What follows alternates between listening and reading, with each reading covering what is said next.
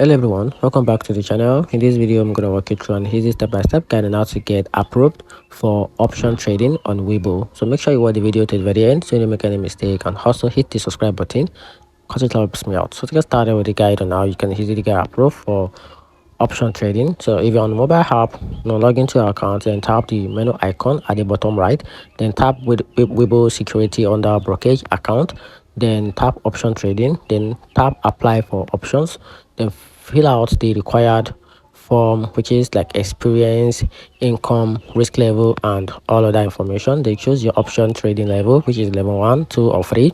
Then tap submit and wait for approval.